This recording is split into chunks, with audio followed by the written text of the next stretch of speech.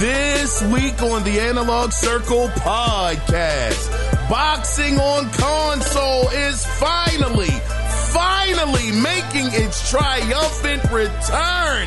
Oh, we have to discuss just a little later in the show. We get new information on what publishers and developers will be attending Summer Game Fest, and one of them in particular has me excited because they are sitting on a monster franchise that we all want to know more about, and hopefully we will get some information there. There are reports claiming that Capcom is working on remaking another classic from inside of their historic franchises. From one of them. Now, I wish I could tell you it is Power Stone. Unfortunately, Capcom is doing nothing with that IP. But we'll talk about this a little later as well. And we get very minuscule but exciting information on the Xbox exclusive Contraband. But all of these stories and more can be found here in episode 210 of the Analog Circle podcast. I am your host, Kiaun Mitchell, and welcome to the show. Welcome. Yes, sir. It is always a privilege and a pleasure to have you guys here. Now, before we officially get the episode started, if you guys do want to be a part of the next listener feedback, which shout out to Cody Clark, I got you, my brother. You can do that two different ways. You can either call in at 443-380-0281 and let your voice literally be heard, or you can email the show, and the email address is simply the Analog Circle Podcast at gmail.com. Also, before we get started, I do have to shout out the good brother Lawrence Jones over there in the Analog Circle Facebook group. Shout out to you, brother. Thank you so much for everything that you do. It is always appreciated and never, ever taken for granted. Now, with that being said, guys, if you do want to join the group, please feel free. We would love to have you. Lawrence Jones, that good brother, keeps the stories up to date in a major way. He's excellent. But with that being said, though, guys, I do believe it is time to get into what we all come here for, and that is the gaming news.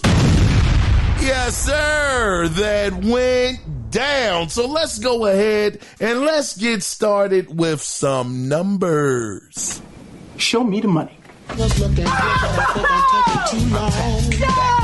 Yes, indeed. Now, this first story that we got to go over, woo, the money is looking crazy. We're going to get started with a story that I actually got from gamesindustry.biz. So, these are some Sony numbers that we have gotten. So these numbers reflect what happened in Q4 of what some call the fiscal year, which ended for Sony on March 31st, 2024. Now, net sales was $17.9 billion, which is up by 9%. Operating income came in at $1.3 billion, which was up by 115%. Now, this is profit. This is profit that they made. A doggone $1.3 billion. Game and network services, network sales came in at $7.03 billion, which is also up by 2.2%. And lastly, game and network services operating income came in at $868 million, up by an insanity, 172.5%. Now, Sony also reported software sales, which in total made $14.1 billion, up by 24% year over year, of which digital software and add-ons accounted for $12.1 billion, which is also up by 27%. Now, PS5 sold a total of 286.4 million games on the platform, with 39.7 million of these being first-party titles. Now, God darn. Yeah, that's crazy impressive. Now, last fiscal year, they sold 264.2 million copies of games, with 43.5 million of those titles being first party. So it does look like they did slip off a little bit, a nice little chunk when it came to the first party, because this year was 39.7. Last fiscal year, it was at 43. So what's that? 41, 2, 3, roughly about close to 4 million, sales on a decline. But then again, to think about it, have they really released anything since Spider-Man first party?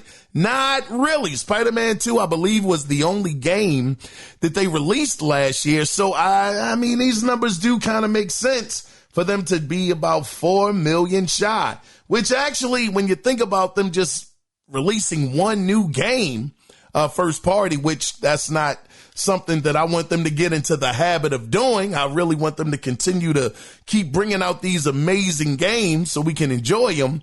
But with them just bringing out one game last year, first party wise, and slipping off by about 4 million, that's, that ain't good. That ain't good. But either way, they are up because, with the overall sales of 264.2 million games being sold last fiscal year, they were up to 286.4, which is 7484, which is roughly about slightly over 22 million copies that were sold extra this year. So it's like the two are kind of balancing each other out. This is crazy, but it doesn't stop there though. So as far as, Helldivers 2 has sold to date 12 million copies in 12 weeks, making it the fastest selling PlayStation game launched to date. Wow!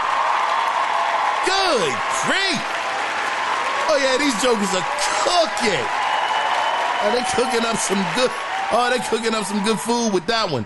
12 million copies. And this is the reason why a lot of people believe that because of these numbers, Helldivers 2 being the game that has sold this many copies, making it again the fastest selling PlayStation game launched to date, people believe this is why their games are going to go to PC day and date. Now, the thing is, everybody keeps saying that not Microsoft, but Sony needs to follow in Microsoft's footsteps when it comes to gaming. They need PC day and date. They got to do it. This is what they need to do.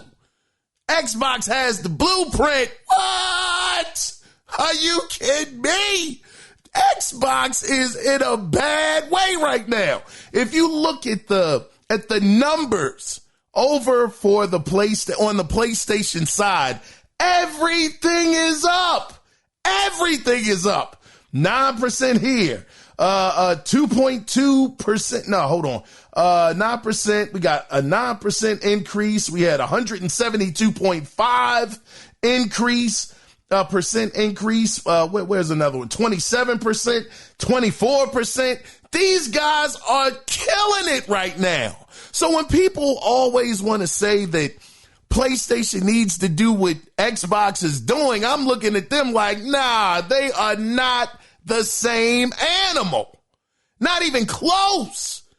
When you look at how many copies of games these jokers sold this year, well, in the fiscal year, these jokers sold, what was the number? 286.4 million games on the platform. Almost 40 million of those were first party. When have we ever heard of any Xbox game at any time.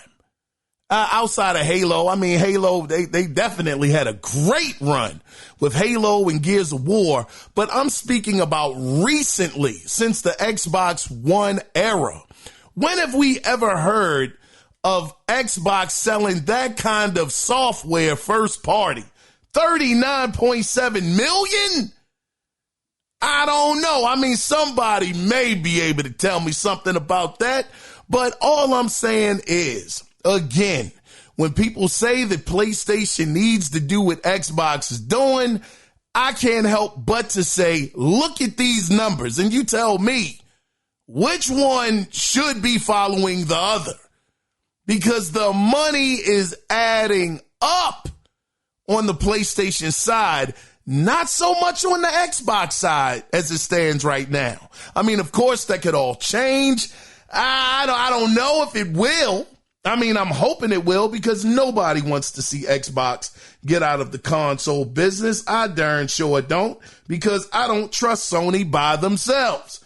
I don't think these jokers are trustworthy when it comes to stuff like that. So I'm hoping that Xbox, I was about to say PlayStation, but I'm hoping that Xbox will stay around for the long haul and find a way to get it together. But again, for people that are saying that PlayStation needs to do what Xbox is doing, refer back to these numbers. Go to gamesindustry.biz to be able to go over these numbers on your own, and you'll see that these guys are in two totally different ballparks. Because if it wasn't for Activision, let's not forget, fantastic acquisition for them, by the way. But if it wasn't for Activision, the Xbox as a whole would have been down by like -4%. They would have been down. Everything on the PlayStation side is up. And it's up in a major way. 172.5% when it comes to the game and network services operating income. God darn, that's huge. So we'll see what happens with this. PlayStation seems to be doing fantastic. I do believe, though, just keeping everything in perspective, they still didn't even hit all of their numbers, because I do believe they fell slightly short when it came to their projections on how many PlayStation 5s were going to be sold. They didn't quite get there. I don't know how much they missed it by, or, what number they expected, but I know they didn't hit it. So, that is what it is. But anyway, we'll see what happens with this PlayStation. Hopefully we hear something about a show that's coming up later on this month. I mean, time is running out.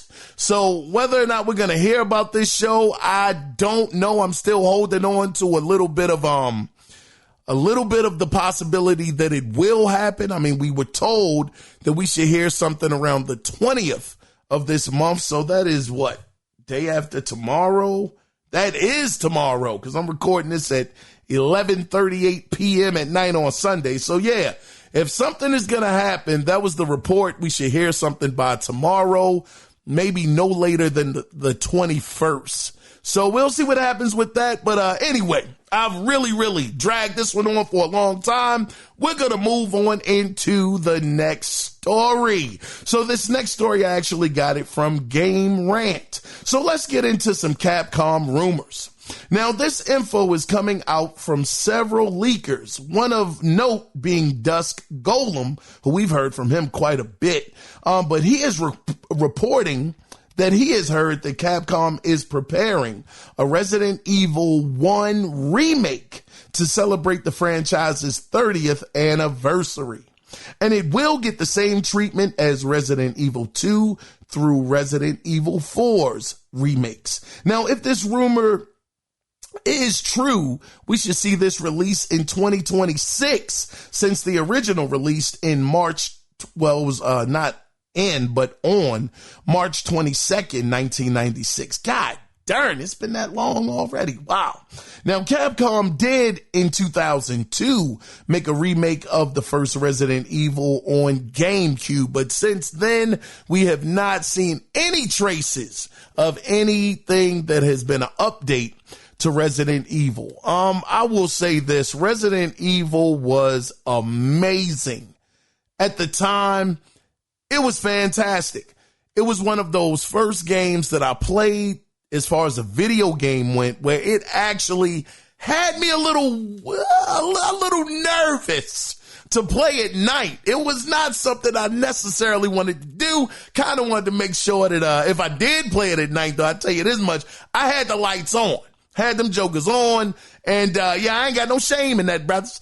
It was such a good game, man. I mean, the dialogue was so cheesy. When you think back to it, that Barry line, Barry, where's Barry? I mean, the voice actor was terrible, but at the time, I was just so engulfed and amazed that a game actually had a script where they were actually talking to each other. I mean, the intro, it was live action. I remember that, the Joseph or whatever, when they were running to the doggone mansion. I mean, but it was so incredible for the time. But the scene I think we all can remember when it comes to the first original Resident Evil was when you were walking down the hallway, you opened up the door, and you saw that zombie, he had his back to you, and all of a sudden, you're looking at him, and he turns over his shoulder, and he sees, oh, that was cold. Oh, that was cold. Oh, my goodness. Man, it gave me chills, brothers. Oh, it gave me chills when it happened for the first time. I could not believe it. I said, oh, shucks. This guy is getting ready to get me. And I didn't want to get got, and you shoot him, boom, boom, boom. Then you realize you got to shoot him, in the head, and boom. I mean, just the blood, the gore. Oh my gracious. It was something. It was just a heck of an experience, man. So to have that game actually be updated with today's technology, the way that Capcom has been on such a roll when it comes to these remakes inside of the Resident Evil franchise, man, I would love to see it. And for me, now, I don't know how y'all would feel, but for me, I would love to see the game just be played over the shoulder. I know some people would say, well, that's not Resident Evil, the original Resident Evil. It came with a lot of different camera angles, a whole lot of different stuff like that. I would rather them, if they were going to do it, and this does turn out to be true, which it would be dope. I'm hoping it is real. But yeah, with that, take it with a mustard seed of truth. But if it is real, I'm hoping that they would more so set the camera more so to a third person perspective. I don't know if you guys would be down with that. I would like to see that, and just to see maybe a couple of different tweaks here and there, the herb system or whatever they're going to do, as far as replenishing your energy and all of that stuff. But this is definitely exciting news. I'm hoping that we hear something about this maybe during the E3 season. Maybe we see something on it, a small trailer. We do know that Resident Evil 9 is also being rumored to be being worked on and has been being worked on for quite some time. So hopefully this will definitely get its own announcement as well. And we can look forward to this coming out sometime in 2026. But let's go ahead, guys, and let's get into the next story, which I actually got from Gaming Bible. So one game that has been very hard to get any details on is the Xbox exclusive Contraband. But finally, thanks to a recent episode of the Xbox Infinite podcast, we found out that the game is inspired by such titles as Battlefield Hardline, Payday, Driver, and Dukes of Hazzard. Man, that sounds darn interesting. So just like the trailer depicted, I believe that was a few years ago, it looks like it will be an emphasis put on driving. Also, rumors have suggested that the game will be an 8-player co-op title. But as always, just like I said a second ago, take all of this with a mustard seed of truth until Xbox representation actually gets out there, shows us this game. Hopefully we see it at the Xbox show, and we'll actually get the full details on what this game is going to be. And I will tell y'all, I've said this before and I'll say it again. One of my favorite games when it came to it being a driving game It wasn't Driver. I wasn't like the biggest Driver fan. Driver at the time when I played it on the original PlayStation, that was kind of mind-blowing to me because you were actually playing as a criminal at the time. Now, even though he was an undercover cop, you know, that's kind of how they masked it to be, you know, hey, you're undercover, so you're not really a bad guy, but you're doing bad guy stuff. That was a game that just stood out to me for that reason, because up to that point, for me, I had never played or could recall playing as a criminal. And I loved it because I'm like, man, you really get to get into some real live stuff as a criminal. Now, I'm speaking in the video game world here, brothers and sisters. I ain't trying to tell y'all go out there and commit no crimes, you know, but for me, it was just so much fun. So even though Driver did have that kind of impact on me, I thought it was great for the time. Graphically, it was really good. For the time being, even gameplay was fun. The story was okay. But for me, the game that really resonated with me was I was about to say Driver, but it's the Wheelman. The Wheelman, the Vin Diesel game, Trigon, I believe it was developed by, and Ubisoft was actually the publisher on it. Since that game has come out, I have never played another car, you know, as far as cars are concerned, another game like that since. And the other game that I would say that was similar to that, but it wasn't quite the same thing, was Pursuit Force. And that was on PSP, which, you know, nobody ever took advantage of that game to try to make that a AAA budget title. So that's why, for me, the Wheelman was like a double whammy, because what was the game? Pursuit Force. When I played that for the first time on the PSP, that was doing something different, which Wheelman took and named it airjacking, where you could jump from one vehicle to the next. The first game that I saw ever do that was Pursuit Force, you know, on the PSP. So when that happened, I was like, man, this is amazing. So, if in any way Contraband is going to be anything like the Wheelman, whoa, that's going to be crazy. It's going to be fire, man, especially having the kind of combat that they had in the Wheelman. You know, it was so cinematic, the way things would slow down. You would do this 180 in the car and start shooting back in slow motion. It was fantastic. So I'm hoping that since they did mention Driver, you know, it'll have some of those things in it. And I know I was talking about Wheelman, but hopefully they got a gumbo pot of stuff that they're going to put together to make this game. But I'm very excited about it. The 8-player co-op doesn't excite me because you guys know I don't go online at all. I'm just more so into the single-player experience for the most part. But for those that are interested and love playing online, it looks like if the report is to be believed, then it will be 8-player co-op as well. So we'll definitely see what happens with this. Hopefully, again, as I said, they'll be at the Xbox show and we'll get much better details and things of that nature to get us all excited about this upcoming title. But let's go ahead, guys, and let's get into the next story that I actually got from Game Rant. Now, pardon me for 1 second.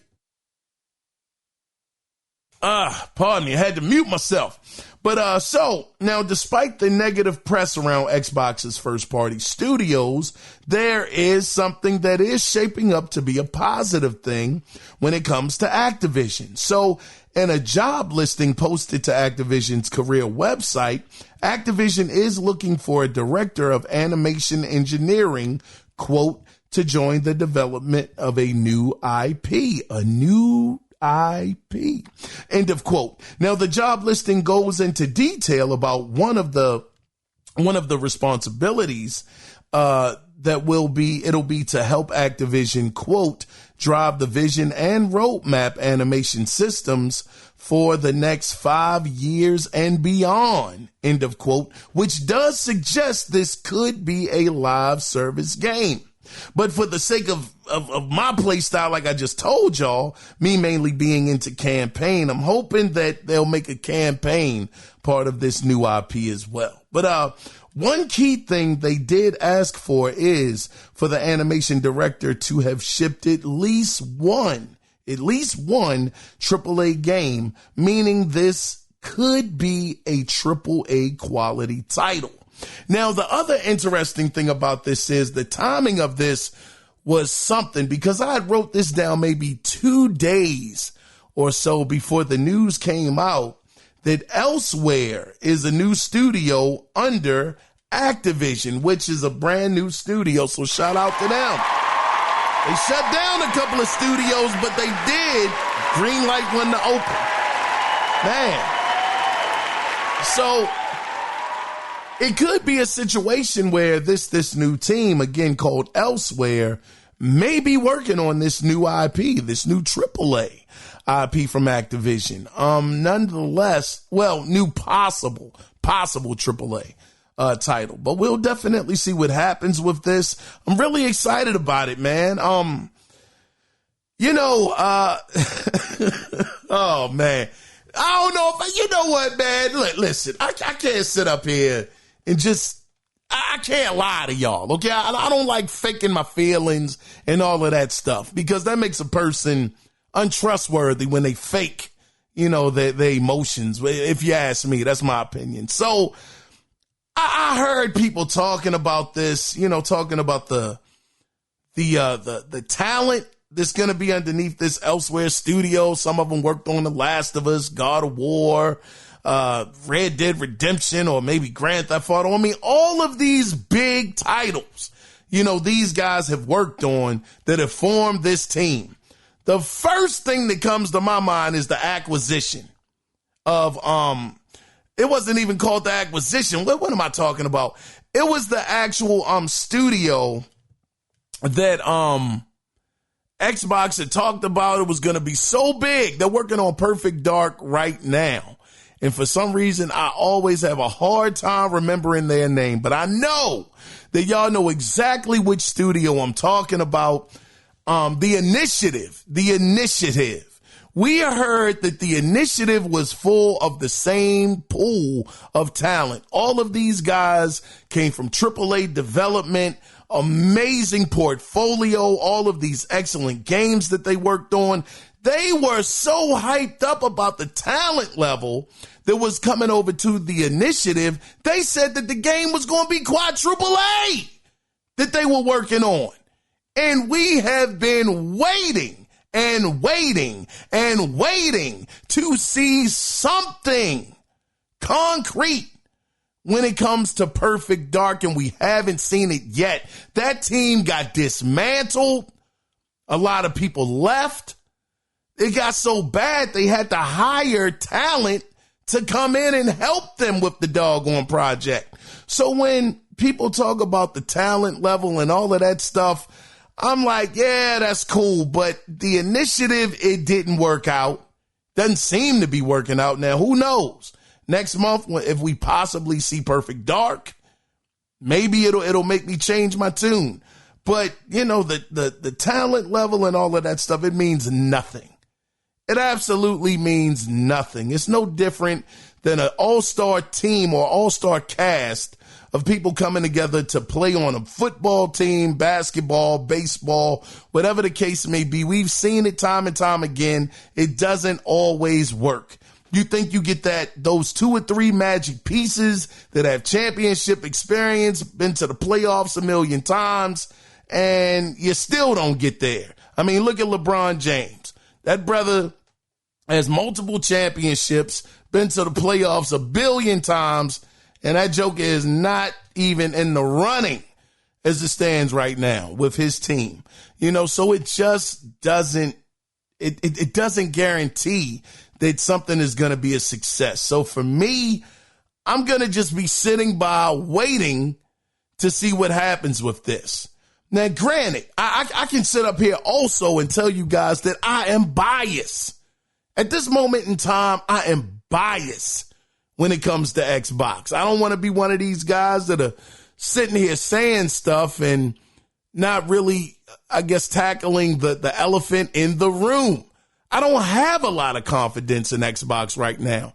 We got Hellblade 2 is coming out next week from one of my favorite studios, doggone Ninja Theory, making amazing games like DMC, which I played. It was amazing. I remember on a couple of episodes ago, I said that I had not played Devil May Cry until Devil May Cry 5.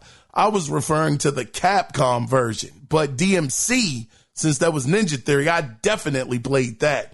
On top of the Journey to the West, and it was something else I played. But anyway, I'm very excited about them coming out with this game, but I don't have the highest.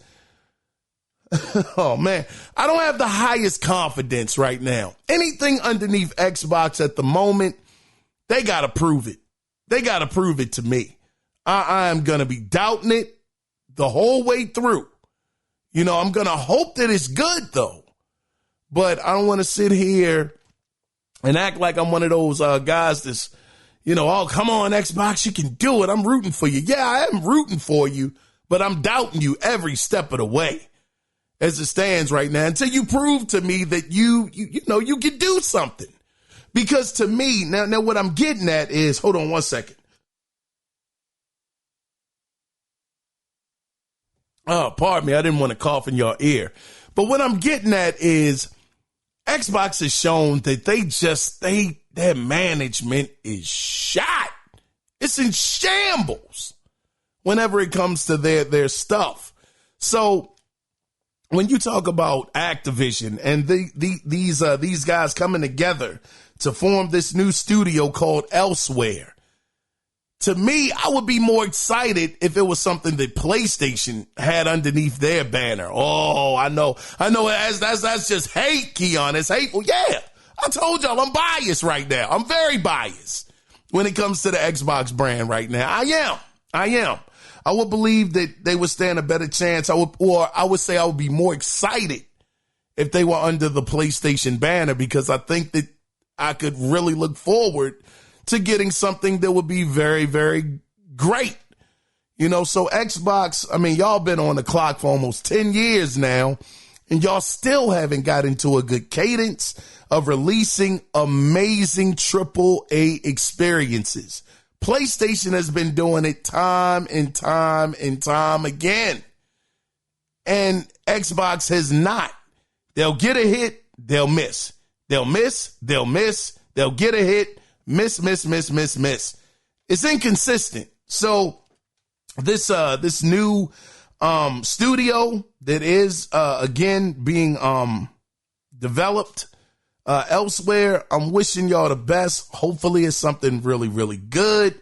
I'm looking forward to it, but again, I'm not convinced just because you got the talent.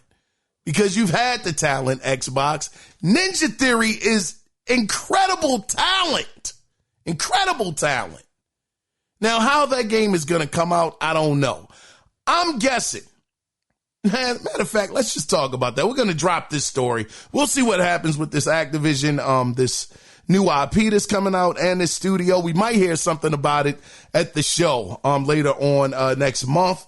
But for now, just for the moment, sticking with Xbox, what do you guys think Senua's Saga is going to score on Metacritic? Now, I know some of y'all think it's an Xbox tax. Oh, that Xbox tax.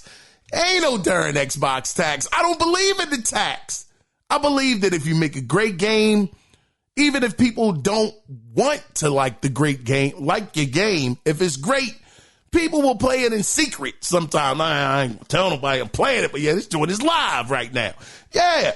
So for me, I think that Senua's Saga, man, I'm gonna tell you something, man. I'm gonna shoot for the stars on this one, because Ninja Theory, I'm a bit biased because I'm a big fan of theirs. I'm thinking that this game should score. And I know the embargo isn't up until an hour before the game is released. I know for some, that could be a bit of a red flag. For me, I'm not going to say that because it's Ninja Theory. I think that the game will get I'm going to say on Metacritic, it should score about an 88. I'm going to say an 88. I feel real comfortable with that score. An 88 to a 90, I would even say. I think it's going to be an excellent game. I mean, the previews have been nothing but positivity. Amazing. The first true next generation game is this, those are the reports. So I'm going to say that hopefully this is where everything starts to change. And we've heard this so many times. So many times on the Xbox brand, which again is why I don't have that much confidence. Every E3 for the last 10 years was supposed to have Xbox turning it around and being amazing, being great, giving us fantastic gaming experiences, and it has not happened yet. So I'm going to go out on a limb and say maybe, just maybe, this is where it starts.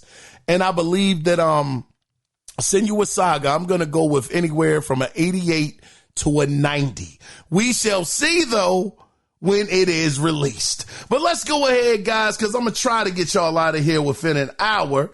Let's go ahead and let's get into the next story. Well, this isn't actually a story, but just on a side note, and I actually got this from Gamatsu.com. But on a side note, if you are a fan of Until Dawn or The Quarry or the Dark Pictures anthology, Supermassive has a new project releasing later this year entitled The Casting of Frank Stone. Now, this was interesting. The story, it actually centers around four friends who set out to make their mark on horror cinema in the summer of 1980. Now, the interesting thing about this is this project, it actually takes place in the Dead by Daylight universe. So for any of you guys that are fans of those guys, Supermassive, which I am, Until Dawn, I had a fantastic time with it. To me, they still haven't quite reached those same heights.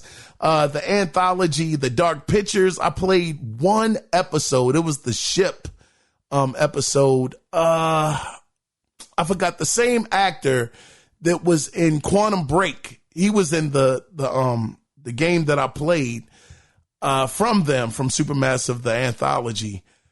It was cool, but it wasn't even close to the amazing display that they had done with Until Dawn. And The Quarry, I never gave it a shot. I don't know if people said that was better, but they just kind of haven't been able to get it back on track since Until Dawn.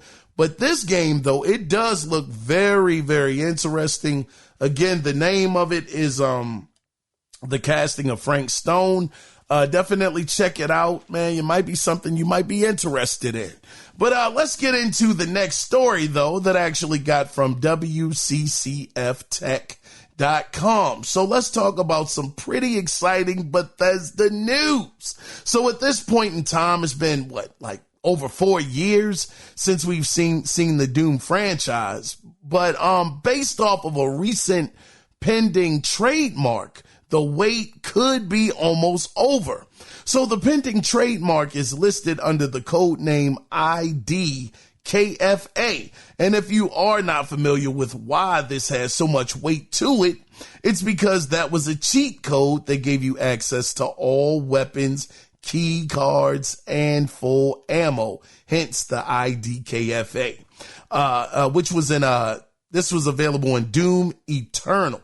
And to also add a little more credence to this story, Tom Warren also hinted at something being Doom related at Xbox's showcase. So having another Doom release after about 4 years, again, that seems like that is on point. I believe they have like a 4 year, every 4 years or so, they do bring out another Doom title.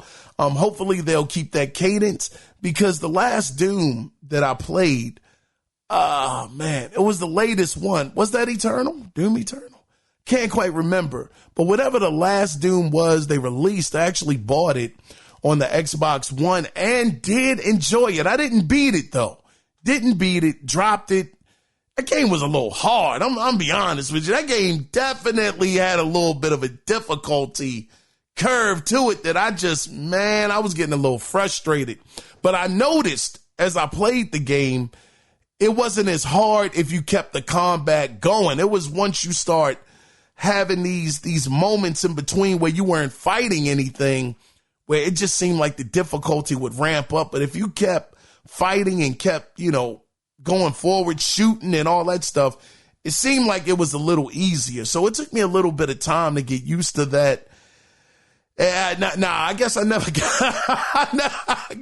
did get used to it because I dropped it, said I was going to come back, never came back. But we know that Doom, that's one of those huge franchises. Xbox owns it. I'm hoping that we see something on it. It's things like this. I mean, you got Contraband that could be there. This new Doom that could be there. Gears of War 6 could be there as well. Fable, seeing some more on the new Fable. Things like that, even Perfect Dark. I mean, I talked about the initiative and how I still don't have as much confidence in what they're building over there, but it's still exciting to at least know that, hey, it's a possibility that the game could be there. I mean, they have all of the makings and workings of having an entirely amazing show. I mean, they got so many IPs, brothers and sisters. This should be a no-brainer. They got so many games we still haven't seen, games that we have seen that we want to see more on. Clock Night Revolution, something like that. That's going to be releasing. I don't know if it's going to be soon or not, but we saw a trailer of it last year, got everybody excited. So hopefully we see something on that. They got just so many possibilities of just having an amazing show. They just got to show it. Last year, I thought they did their thing. Thought they did fantastic. So hopefully they'll have a repeat of that, and we'll get this Doom news along with several other game releases, hopefully. But we'll see. But let's go ahead and let's get into the next story, which I actually got from Games Radar. So this next story is an update more so about Summer Game Fest, which will be happening on June 7th. Now, in a press release, it was announced that, quote, more than 55 of the world's leading video game companies, end of quote, will be in attendance for Summer Game Fest, including Take-Two, Bandai, Capcom, Ubisoft, WB Games, as well as PlayStation and Xbox. Now, the show will start at 5 p.m. EST. So a couple of these stood out. I mean, mainly, look, Take-Two.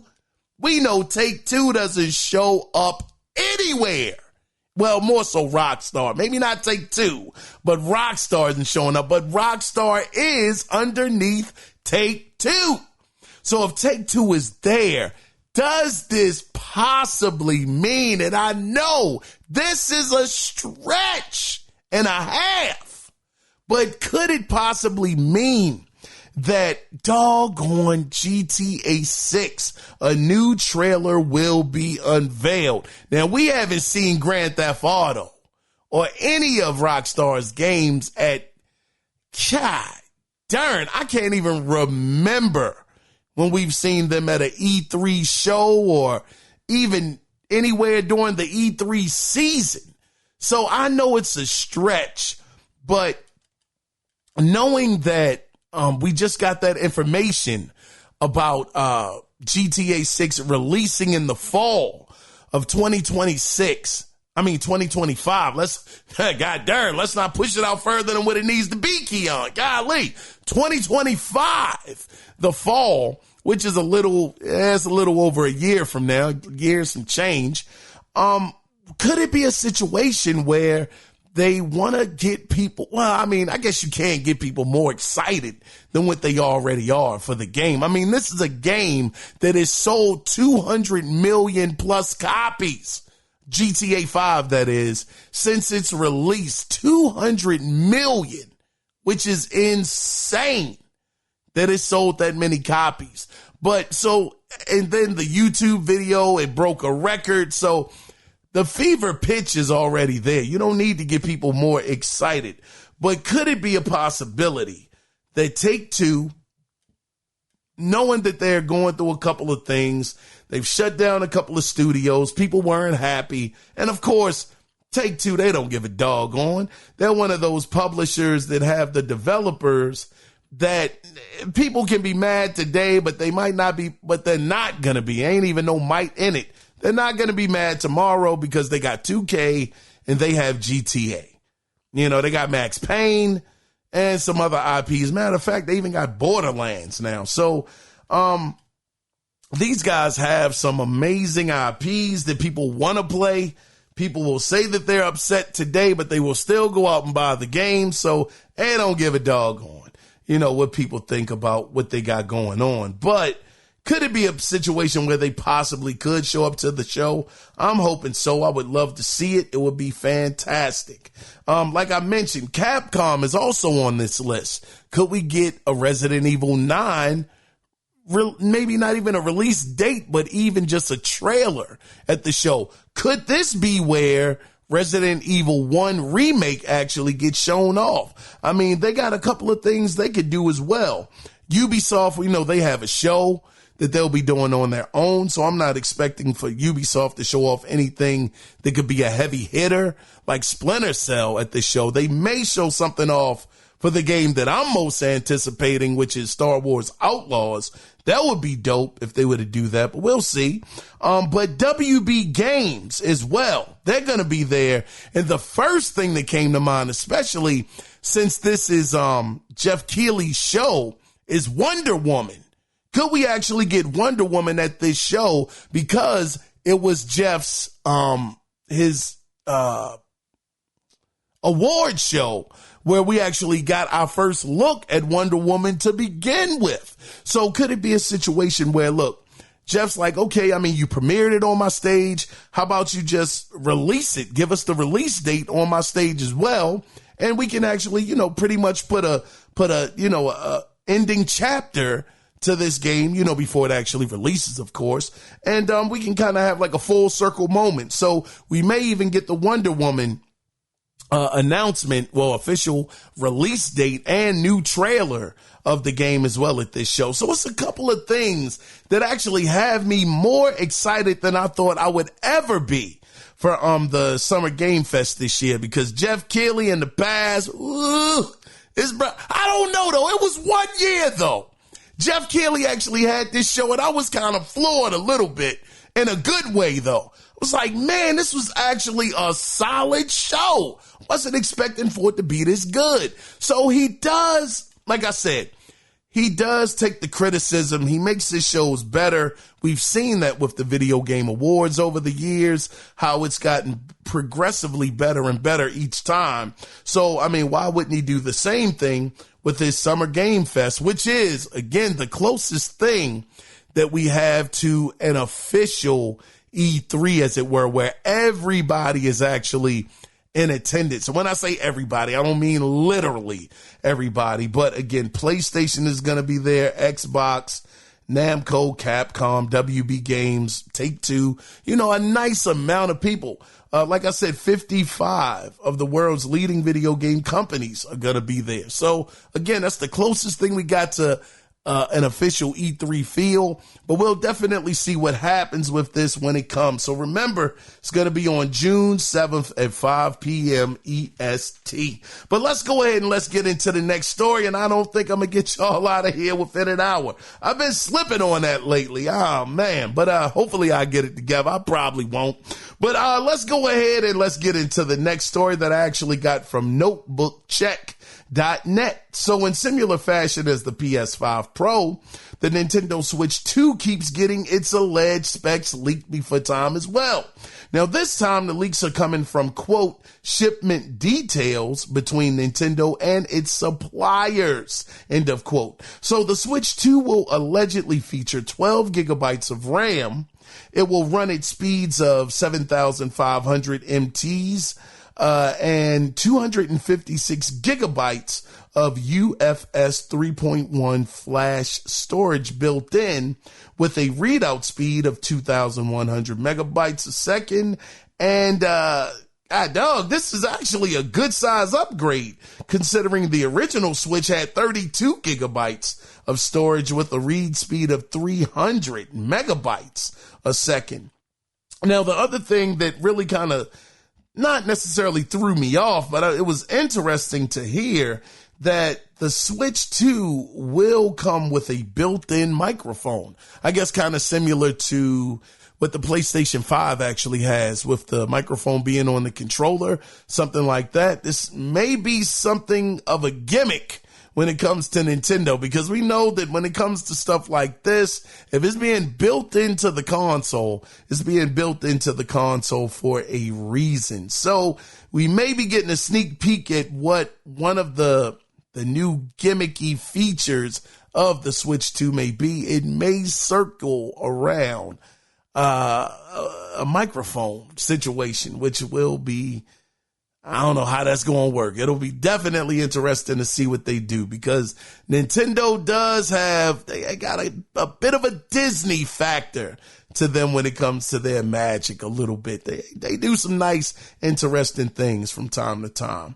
But the thing about this is, though, it going from, I believe the original Switch had 4 gigabytes of RAM in it. I don't want to tell y'all wrong information. Let's Shugs. Let's do what we always do. Let's look it up together. Shugs. Let's see. How many gigabytes of RAM does the Nintendo Switch have? 4 gigabytes, yeah. According to some information I found on Wikipedia. No, we don't need no more. So yeah, 4 gigabytes. So it's actually going from 4 to 12. That's pretty huge. That's 3 times over, what the original Switch actually had. So yeah, it seems like it's going to get a beefy upgrade if these specs are to be believed. Because the last report, we were told that it was going to be more so like a Switch Pro, where it wasn't going to be a big upgrade, but kind of like a semi jump. But to me, going from 4 to 12 gigabytes of RAM, that's a darn big jump. And then also going to 256 gigabytes of storage, going from 32, that's another big leap. So, I mean, we'll definitely see what happens with this. Again, we won't be hearing anything about the Switch 2 until next year, bare minimum March of next year. We'll continue to follow this and see what new information comes out as it comes down the pipe, I guess. But let's go ahead and let's get into the next story that I actually got from Forbes. Now, this to me is the best story of the doggone week. So finally, after a decade plus, I believe 2010, when Fight Night Champions came out, but after a decade plus of waiting, the gaming boxing drought is coming to an end. So on Thursday, May 16th, developer Steel City Interactive announced via Twitter, quote, undisputed full release, PlayStation 5, Xbox Series XS, PC, Steam, October 11th, 2024. End of quote. We get ready to get a boxing game. We're getting a boxing game. God damn it. Oh, man. Finally. It has happened to me. I'm so happy about this. Now, let me continue with this story, though, because as far as cover athletes go, Canelo Alvarez will appear on the standard edition, and Tyson Fury, which, god darn, that didn't, this ain't gonna age well. He will be on the deluxe cover. Yeah, he just got beat last night. Now, if you pre-order the game, you will receive the 1993 version of Roy Jones Jr. That was a bad man. Matter of fact, it's so crazy. because Roy Jones, in one of the earlier fight nights, he was like one of the best fighters in the game. I had that one as well. It was during the era when Xbox 360 and PS3 had first come out. Well, which Champions was also a part of that too. But it was during that era. It was amazing. But you'll be able to get the 1993 version of Roy Jones Jr. as a playable character. And speaking of playable characters, the roster is supposed to feature over 70 licensed fighters. And just on a side note, Deep Silver will be publishing the game. 70 darn fighters. Goodness gracious. Yeah, man, this is going to be amazing.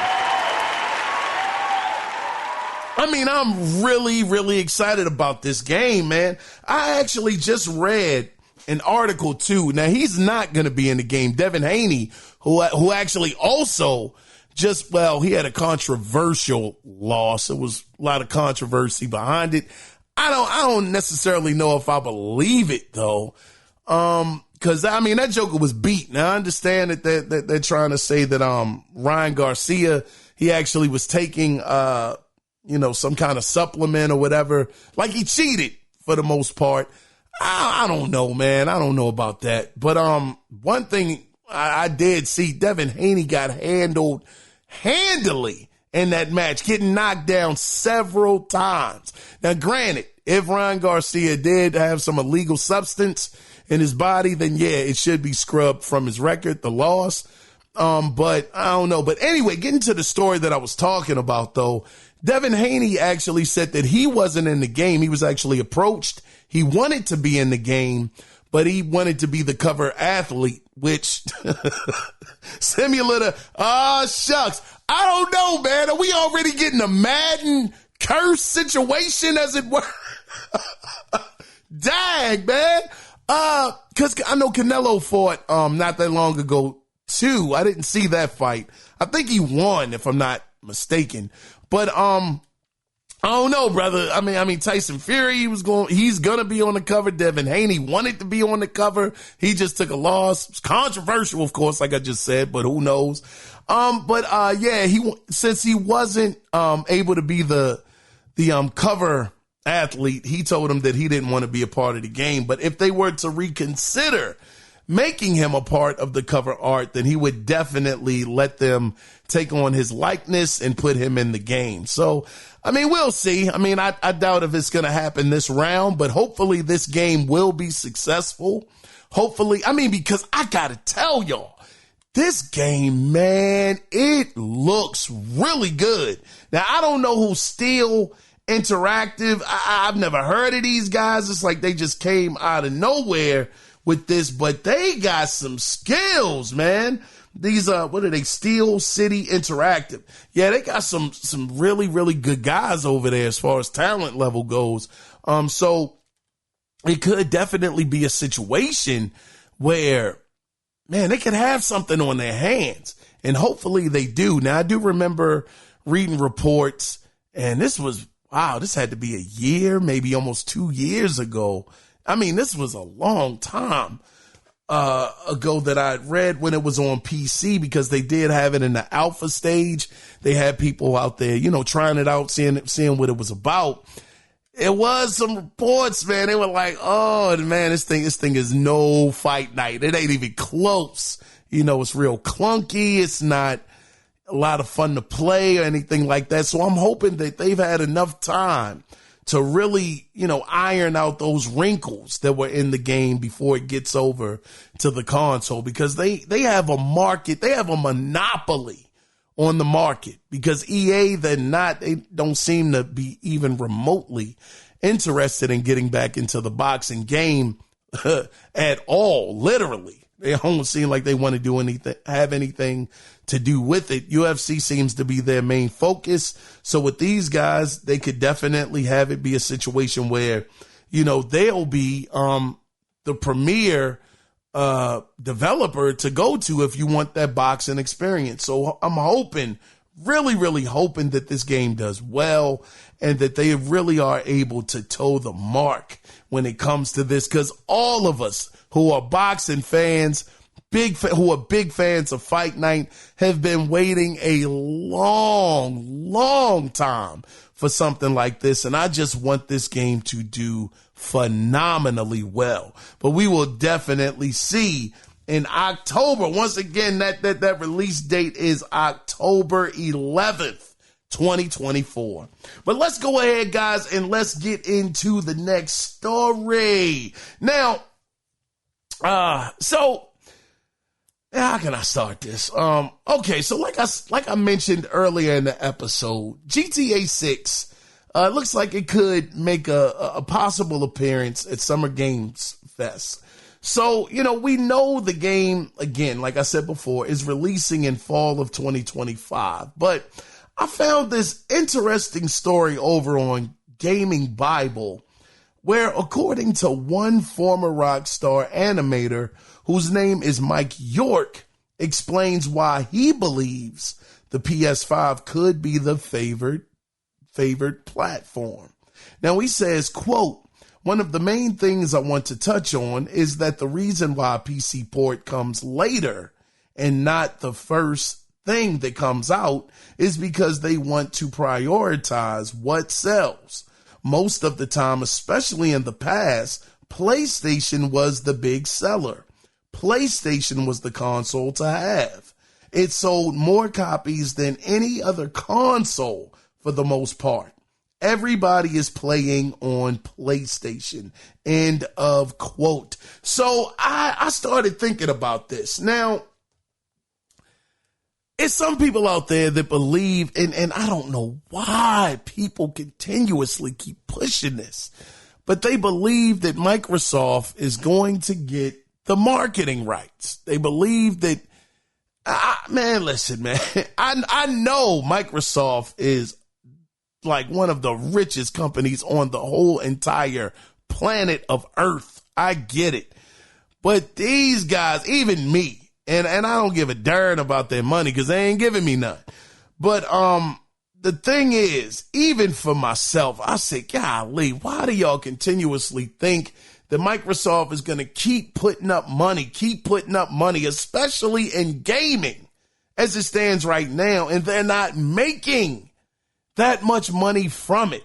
So it's people out there that believe that Grand Theft Auto 6, they're going to get the marketing rights and that nobody else can afford the marketing rights outside of Xbox. And I'm saying to myself, well, look, this guy, he actually worked at the company. Mike York was there at the company on the front line as an animator. And he said that every single time PlayStation was the big seller, it moved more units on the PlayStation. So if you're trying to make money and you're trying to get your product out there in front of more people than ever, you're going to go with the most popular brand. Again, they're not releasing it on PC day one because, according to, once again, Mike York, they want to make the most money possible out the gate. And PlayStation sells.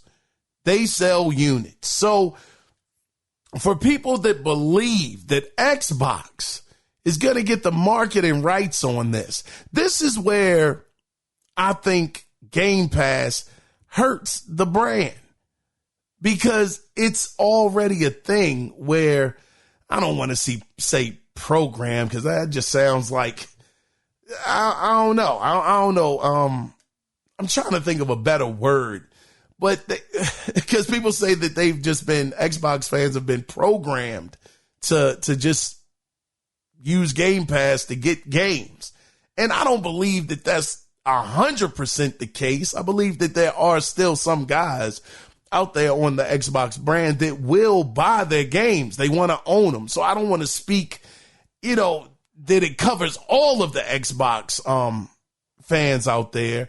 But I will say that I think it's fair to say that it's a nice chunk of them that believe that Game Pass is the answer to any new games that they want to play. And if it's not in Game Pass today, they'll wait until another day. when it actually may appear in the service. And I get it. You're paying for the service. You're trying to get your money's worth. I get that.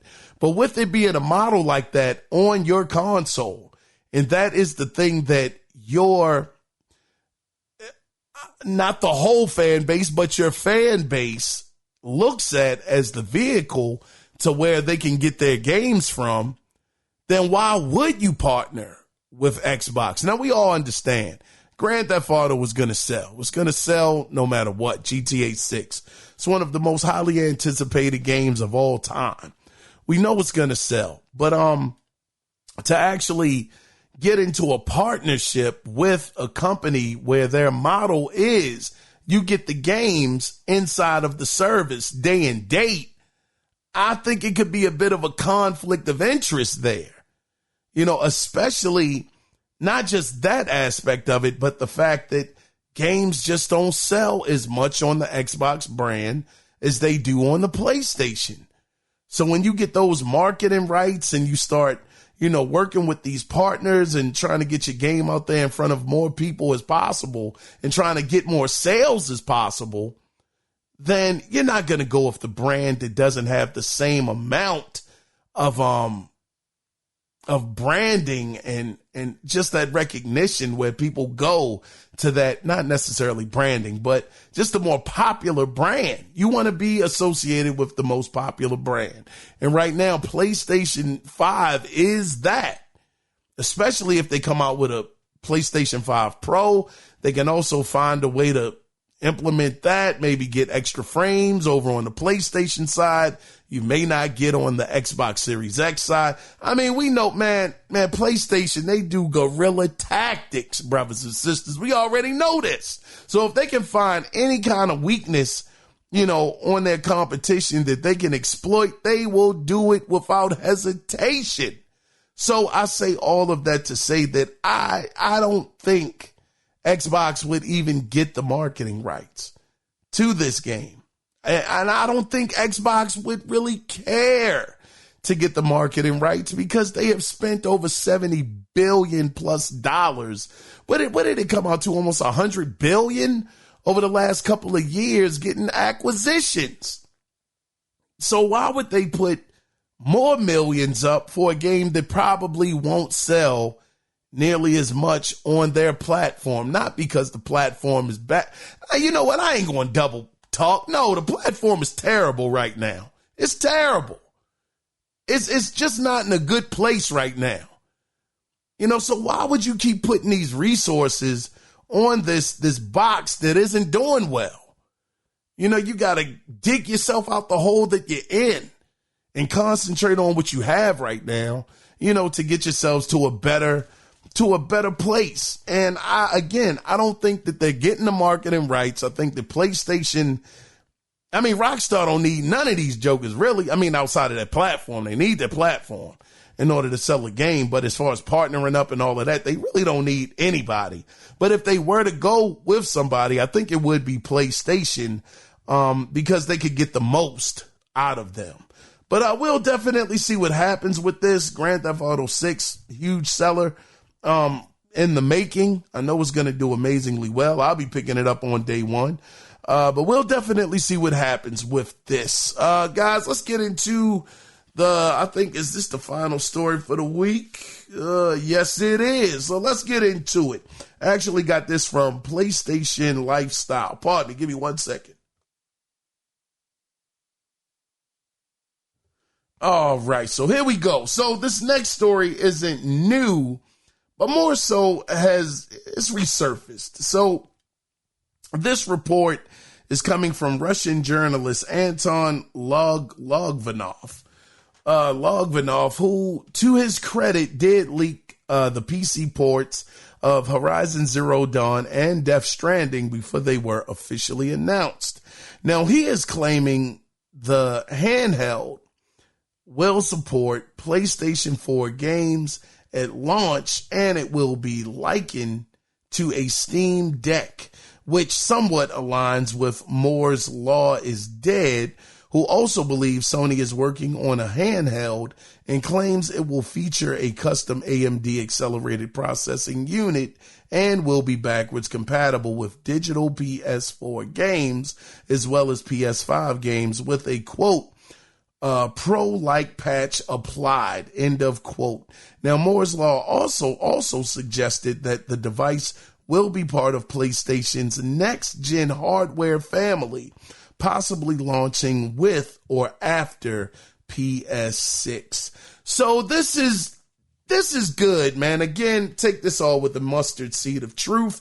It doesn't necessarily mean it's true, even though we've been hearing about this for not a long time, but for, a small stint of time. We've been hearing that PlayStation is going to jump back into that handheld market. And I do believe that now, if they were to do it, I think it would be great because I definitely want, I really want Nintendo to have competition because they ran to the handheld market, the Switch, because they knew they could stand there all by themselves. Yeah, we ain't got to engage in no combat. Zero console combat. We're over here by ourselves. We ain't bothering nobody. We on our own island, relaxing, chilling, and enjoying life. But all of a sudden, you got the Steam Deck out there. You got that MXI or whatever it's called, that out there. The MSI, is it? I don't know. But you got that out there. You got the so-called, Xbox handheld that's coming out that's going to change the world. Like you playing Spider-Man 2 or something. It's going to come out and do amazing things. I don't know about that. But that's supposed to be in the works. And then you got PlayStation with theirs actually being in the works as well. So I'm saying that I love this because not even Xbox. God darn. Nintendo can't run anymore. And then granted, Nintendo has beaten so many people over the years. I mean, royally beat them down when it came to the handheld market. They have completely dominated it for decades and nobody has come remotely close. Now, I'm not expecting for PlayStation to beat them. I'm not expecting for Xbox to beat them. I'm not expecting for Steam Deck to beat them. But all I'm looking for is for them to just be enough competition to push them to do better and to do more. That's what I'm looking for. I mean, none of them are going to slay Nintendo. I think that's just impossible to a certain degree. It would just have to get so ugly for Nintendo. It would have to be a Wii U situation all over again, where they're not bringing out games on a consistent basis. They're waiting 2 or 3 years to drop one game. It would just have to be such a fumble on Nintendo's part for them to be able to muscle their way in on their turf when it comes to the handheld market. I just don't think Nintendo would ever let anybody do that. So, again, I'm not expecting for them to beat them, but just put up a real good fight enough to keep Nintendo on their toes. But we'll definitely see about this actually being backwards compatible with digital PS4 games. Sounds really, really good. Also being compatible with PS5 games and having this pro-like patch. Man, listen, man. God darn it. Whoa. Now, how much is this going to cost, God dog it? All of this fly technology is going to come at some kind of cost. What are we talking about? $500, $600, $700 for this thing? I don't know. Now, see, and that's where Nintendo will win every time. Nintendo isn't going to take their price. Now, hopefully Nintendo hasn't gotten too cocky. They've been selling. The Switch has been doing amazing. It's semi on the heels of the PS2 right now. As far as how many units it's sold, it's done unbelievably well. So hopefully Nintendo hasn't gotten a little cocky out here. Like, man, we might make this thing $450. I think they'll still buy it. Hopefully they'll, keep the price in a decent range. But that's the one advantage that they would have over PlayStation and Xbox and Steam Deck is, I don't think they're going to go but so high. So we'll definitely see what happens with this, and we'll cover it as it happens. But anyway, that is the end of the gaming news this week, which actually leads us into this week's video game theater. It has returned. And this week, we're going to take a look back at a PlayStation classic franchise, Uncharted. Well, Uncharted 4, to be exact. And we're going to actually pick up in a clip where the adventure for Uncharted 4 actually begins. Oh, it's a very, very pivotal moment that happens in this clip. So, after this week's video game theater, we will return with the final section of the podcast. So, stay tuned, guys. Here we go. Llévalo a su celda. Trae a los gringos a mi oficina.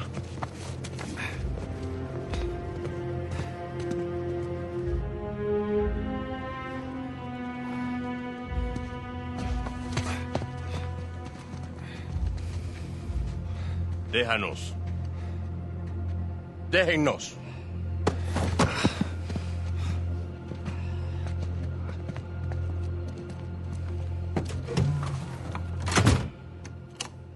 Took you long enough. We almost got killed, you know? You still might. Vargas?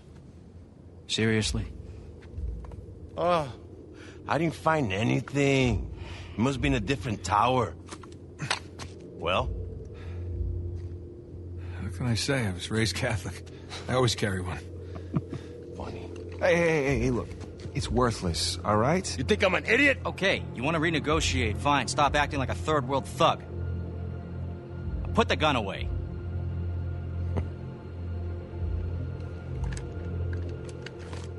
Thank you.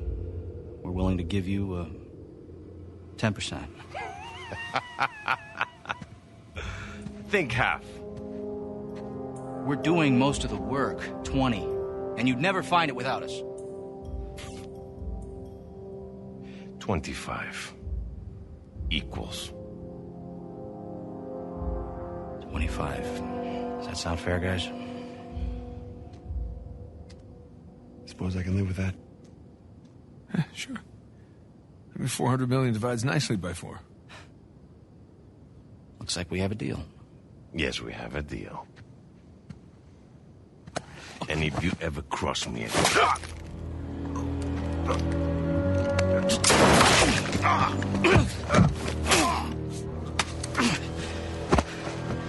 Jesus. That's that.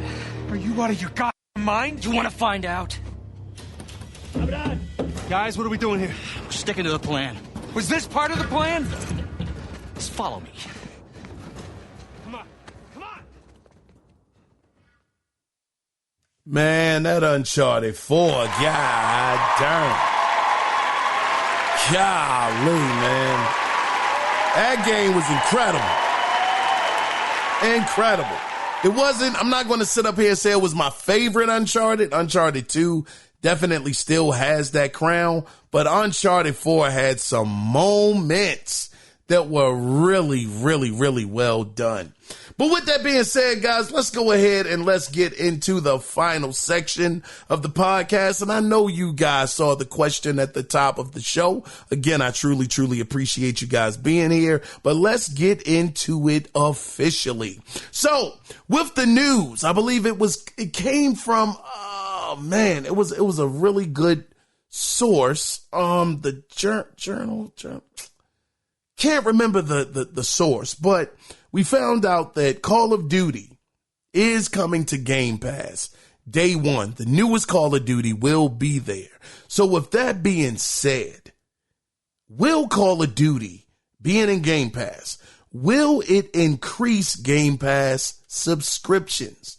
Now, a lot of people, and when I say a lot of people, I'm just talking about podcasters, people on social media.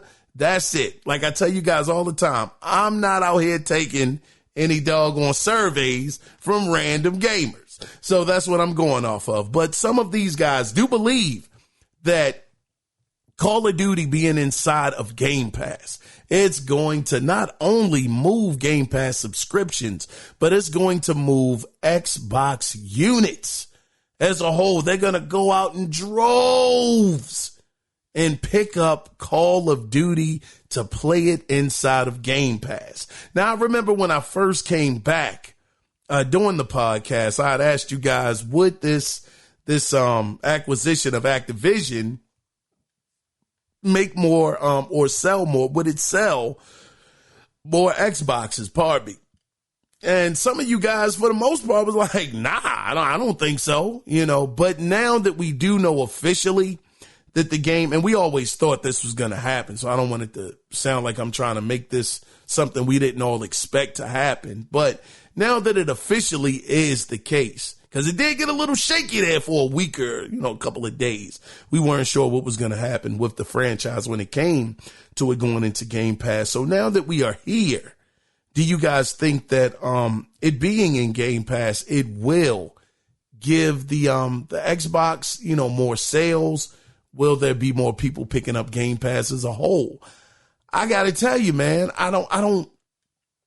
To say that it wouldn't have any effect, especially if they get the marketing down right and it's on the box, it's on the front of the Xbox Series S, they throw in maybe a month of Game Pass with inside the box for the holiday season or something like that. If they market it right, I mean, I would be a fool to say I don't think that it would move some units, but I gotta believe that it's not going to make this big impact, though. Like some people are thinking that it's going to up the doggone subscriptions, like 20, 30 million people are going to come in overnight. I'm like, whoa, wait a minute.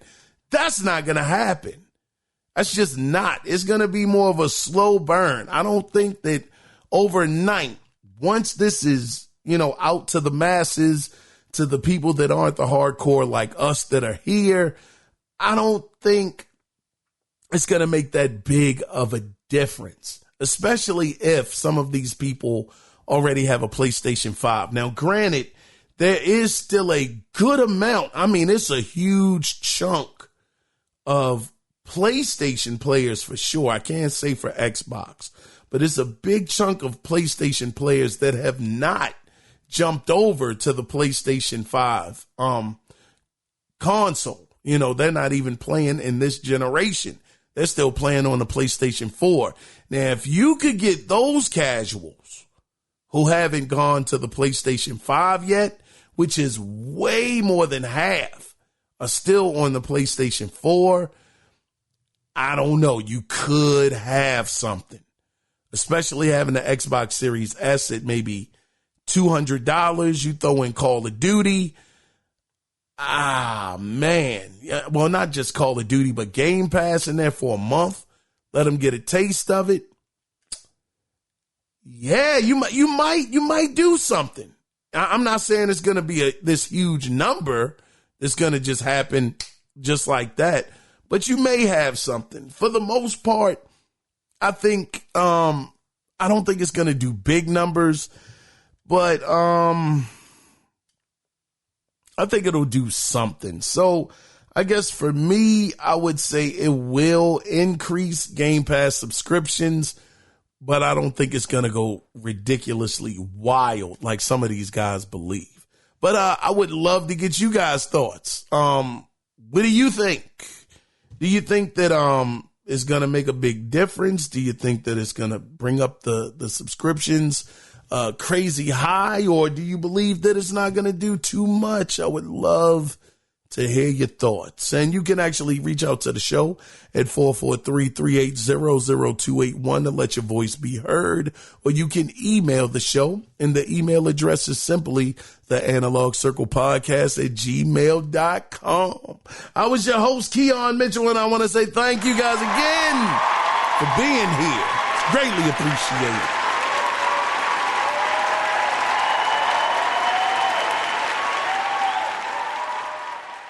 So with that being said, guys, before we tie this thing on up and put a bow on it, always remember one thing. It is not about the consoles. It is about the games. So until later on this week, or it may even end up being Friday, depending on you guys, when we do it again, as far as the listener feedback. Until then, you guys take care. Be safe out there. Bye-bye.